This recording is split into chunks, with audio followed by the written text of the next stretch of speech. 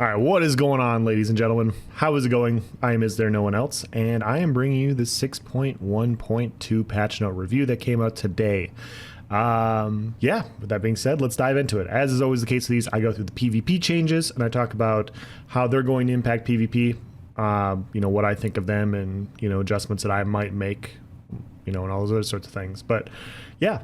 With that being said, let's dive into it. As we discussed in this post, we'll be running several short tests in Cyrodiil on July 28th in preparation for our full test once Update 27 launches on PC. This is part of an effort to begin analyzing some theories we have involving the ongoing poor performance in Cyrodiil, focusing on area of effect abilities. These tests will ultimately make it more difficult for AoE abilities to be the only ones used. We'll be adjusting cooldown costs and regen values of all AoEs, damage, and healing. So, I already did a video on this. If you want to know more, feel free to go check that out. I provided a link in the description for that as well. Yeah, we'll just leave that as it is. Abilities which meet the following criteria have been flagged for being subject to this list. This ability's initial cast requirements are radius to function. This includes abilities such like Breath of Life that require a radius check to fire its heal at the appropriate target. If an ability is a single target ability that has an area component and has no cast time. Okay. Imperial City Celebration. Monsters and NPCs, quests and zones, dungeons and group content. We don't need to see this stuff. Combat and abilities, Nightblade, Assassination, Executioner. This passive now triggers whenever an enemy dies within 2 seconds of being damaged by you, rather than requiring the damage to be an assassination ability. Interesting. Remove the hidden 1 millisecond cooldown. Fix an issue where this passive could fail to work with multiple Nightblades. Fix an issue where this passive was causing unnecessary message spam and ability applications to enemies. Okay. Rapid Fire, Toxic Barrage. Fix an issue where the damage over time from this attack would apply to the target even if they dodged all instances of damage. Yep. The poison will now apply on each tick, but with a delay of 1 second to ensure it does not deal damage until they have stopped taking damage from the ability. Alright, fix an issue where this portion of the ability could not stack for multiple players. Yikes. Multiple toxic barrages is pretty gross. Alright. Overland. Alright, fixed numerous issues with item sets that required fully charged heavy attacks in order to proc. Tooltips now better clarify if you must complete a heavy attack in order to get a bonus, or if damage must actually be done. So also fixed issues where some sets were applying their effects to targets that had dodged the heavy attacks. Note, Infallible Mage is still currently applying to enemies who dodge the attack and will be fixed in a future PTS patch. Okay. Deadwater's Guile. Fixed an issue where this set could fail to work with multiple wearers of the same set in some cases. Removed a hidden 1 millisecond cooldown. Alright. Shadow of the Red Mountain. Increase the damage this set deals to 12,840 up from 5,918. Increase the cooldown to 8 seconds up from 2. So a lot less burst, a lot more just pressure. We'll have to see what Red Mountain does. I can't remember if it's a damage over time effect or if it's just a burst, but yeah. Every 8 seconds. Okay. Caluurion's Legacy. This set once again requires a critical strike in order to trigger. This is a great change. I talked about it before. The proc condition of not having to critically strike and just having a 10-second cooldown means you can guarantee the strike. Now, you can have high uptime with Caluurion's Legacy, but it's not always easy to line up this burst. The setup no longer excludes non-magic oriented attacks to its proc condition. Increase the damage done up to 14,200, up from 13,290. It's 1,000 base. Okay, so another 1,500, 2,000. It still hits hard, but the biggest condition was the 10 seconds and it working with Malakath. Working with Malakath and working off of just light attacks was the issue. So this is a nerf overall. This is a much needed change. Like I said, Caluurion's Legacy was going to be the front bar set for literally everybody. And anytime you have that sort of disparity, it's not good for PvP. Yeah, 1 proc set down. Elemental Succession. Reduce the spell damage granted per element down to 492 down from 550. Fix an issue where there was a time window between the stated cooldown and duration where the bonuses could fail to refresh. Please note these changes were included in the first PTS patch, but the patch notes were unintentionally missed. Stormmaster. Fix an issue where the set wasn't properly activating off critical strikes. Alright. PvP. Blessing of Potentates. Reduce the damage reduction of the set down to 3%, down from 5%. Please note this change was included in the first PTS patch, but the patch notes were unintentionally missed. So, pretty substantial change. They almost halved Potentates. A lot of people are running Potent, like myself, you're running back bar Potentates. Pretty big reduction. So it's going to be more in line with, the armor buffs and whatnot. It's not you know, clear-cut best anymore. So, yeah, I think I'll probably still back Bar Potentates on a lot of builds, but now it makes it a little bit more interesting. Arms of Reliquin, we don't care about that. Vestments of Olorime, we don't care about that. Thrassian Stranglers. All right.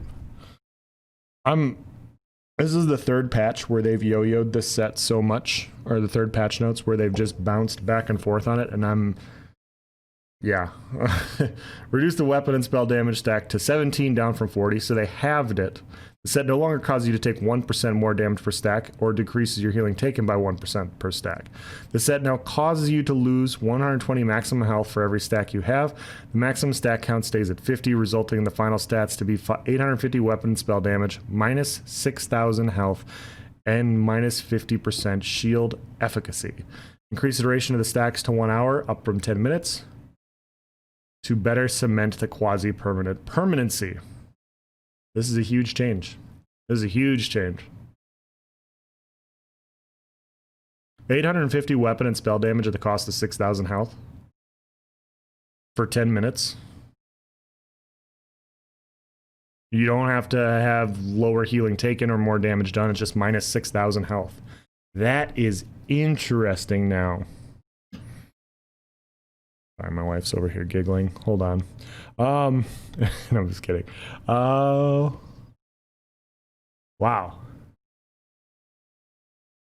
That's doable. That's actually doable for PvP. Minus 6,000 health is definitely something that you can do. And at the cost of 850 weapon damage, sure. Allocate points and health, get the weapon damage. Like, this is a huge change. Huge change. All right, let's read it.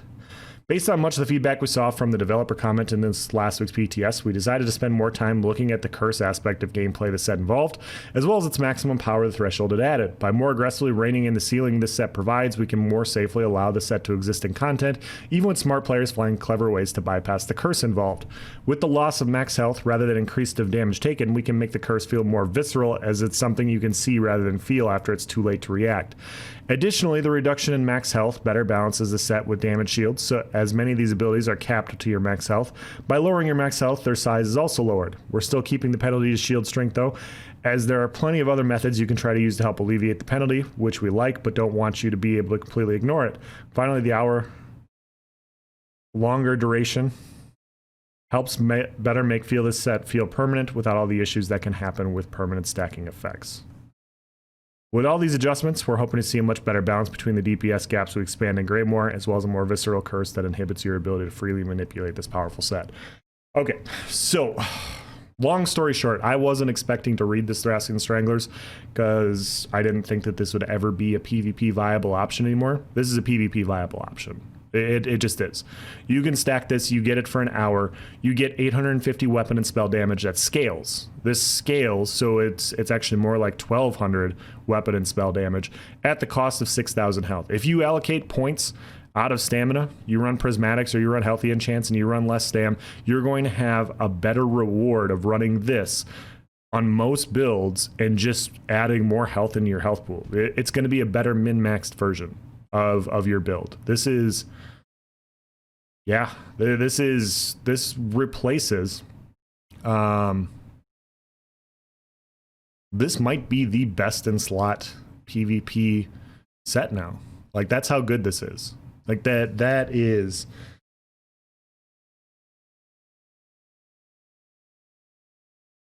I guess I'm getting myself a set of Thrassian Stranglers. So you all right. Monster Mass, Earthgore. Fix the issue where this ability could proc on non-group targets despite being unable to heal them. Tooltip is now more clear on who it can affect. Okay. Events and celebrations, housing. Guys, I'm just not endgame enough to know about the housing stuff.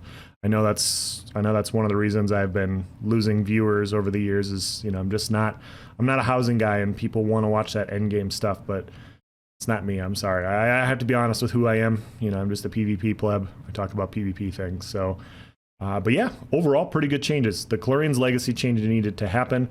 I'm going to go through videos today, or not today, I'm sorry. I'm going to go through videos this week talking about the stamina proc sets and those types of sets that need adjusted. I still think quite a few proc sets need to be adjusted more than what they are. I think there are a lot of them, especially the stamina ones are problematic. One of the most problematic magical ones, Caluurion's Legacy, just got fixed. I mean, it's still going to do a ton of damage. It's still a lot of burst, but burst for burst's sake isn't as big of a deal as coordinated lined up burst that it was before. So this is more or less what it already is on live. It's not that big. Like, it hits hard, but it's not devastating, and not everybody's going to be running it. So yeah, those are my thoughts. Get yourself a set of Thrassian if this stays the way it is. If you guys have any questions or comments, please provide in the section below. I will do my best to answer it. Thank you for watching. Have a nice day.